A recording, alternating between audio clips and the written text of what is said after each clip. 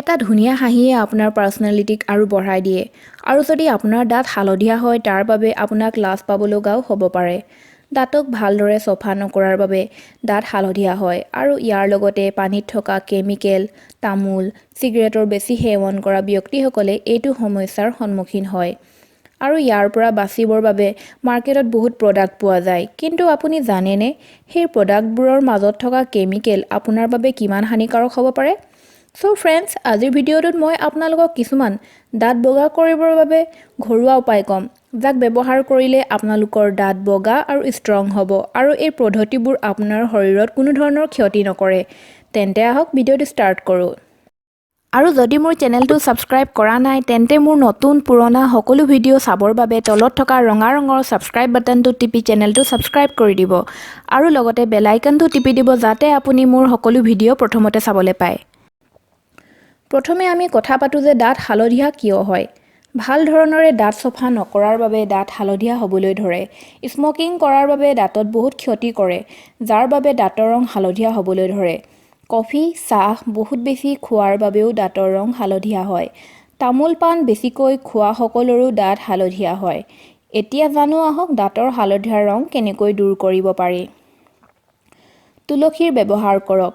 তুলসী কেৱল শৰীৰৰ বেমাৰ দূৰ কৰিবলৈয়ে নহয়, দাঁতৰ ৰং বগা কৰিবলৈও সহায় কৰে। ইয়াৰ বাবে আপুনি তুলসীৰ পাত ৰ'দত শুকুৱাই লওক, তাৰ পাছত ইয়াৰ পাউডাৰ বনাই লওক। তাৰ পাছত নিয়মিত ৰূপত নিজৰ টুথপেষ্টৰ লগত মিহলাই ব্ৰাছ কৰিব। চাব যে কেইদিনমানৰ পাছতে দাঁতৰ ৰং বগা হৈ আহিছে। লগতে কমলাৰ বাকলি শুকুৱাই লৈ গুড়ি কৰি আৰু তুলসীৰ গুড়ি টুথপেষ্টত মিহলাই ব্ৰাছ কৰিব পাৰে। ইয়াৰ পৰাও দাঁতৰ ৰং বগা হ'বলৈ বহুত হেল্প পোৱা যায়। ষ্ট্ৰবেৰী। ষ্ট্ৰবেৰী ব্যৱহাৰ কৰক। ষ্ট্ৰবেৰীত থকা মেলিক এচিডে দাঁত বগা হোৱাত বহুত সহায় কৰে। সপ্তাহত এবাৰ ইয়াৰ ব্যৱহাৰ কৰিলেও বহুত সহায় পোৱা যায়। ইয়াৰ বাবে ষ্ট্ৰবেৰী ভালকৈ পিহি লৈ টুথব্ৰাছৰ সহায়ত ব্ৰাছ কৰিব। এনেদৰে কৰিলে চাব যে কেইদিনমানৰ ব্যৱহাৰ কৰাৰ পাছতে দাঁতৰ বহুত ধুনীয়া ৰং বগা হৈ আহিছে। সৰিয়হৰ তেল ব্যৱহাৰ কৰক। সৰিয়হৰ তেলৰ লগত নিমখ আৰু সামান্য পৰিমাণৰ হালধি গুড়া মিহলাই পেষ্ট এটা বনাই লওক আৰু তাৰ পিছত দুদিনৰ মূৰে মূৰে এই পেষ্টটো আঙুলি বা টুথব্ৰাছৰ সহায়ত দাঁতত ঘঁহিব। অলপ দেৰিৰ বাবে এনেকৈয়ে থৈ দিব। এনেদৰে কৰিলে দাঁতৰ হালধীয়া ৰং গুচি যোৱাৰ লগতে দাঁত ধুনীয়াকৈ জিলিকি উঠে। লগতে পায়ৰিয়া আৰু দাঁতৰ আলুৰ লগত জড়িত বিষৰ পৰাও আৰাম পোৱা যায়। নেমুৰ ব্যৱহাৰ কৰক। নেমুত থকা এচিড আৰু ব্লিচিং এজেণ্টৰ গুণে দাঁতৰ হালধীয়া ৰং আঁতৰ কৰাৰ লগতে দাঁতৰ ক'লা ৰঙো আঁতৰ কৰে। ইয়াৰ বাবে আপুনি নেমুৰ বাকলি ভালদৰে দাঁতত ঘঁহিব। এনেদৰে কৰিলে দাঁতৰ হালধীয়া ৰং আঁতৰ হোৱাৰ লগতে মুখৰ গোন্ধ দূৰ কৰাতো সহায় কৰে। নেমুৰ বাকলিত অলপ সৰিয়হৰ তেল লগাই ঘঁহিব আৰু ভাল ৰিজাল্ট পাব। বেকিং ছ'ডা ব্যৱহাৰ কৰক।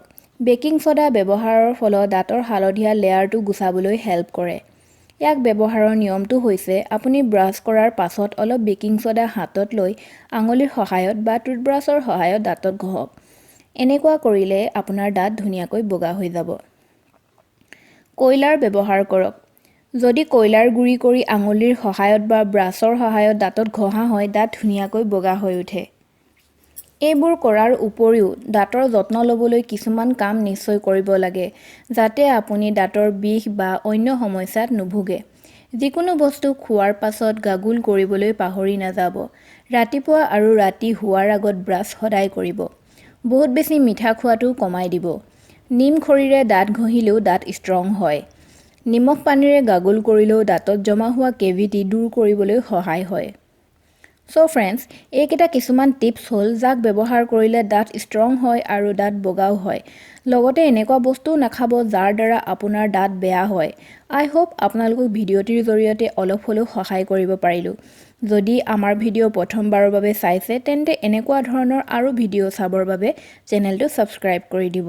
ভিডিঅ'টো চোৱাৰ বাবে বহুত বহুত ধন্যবাদ।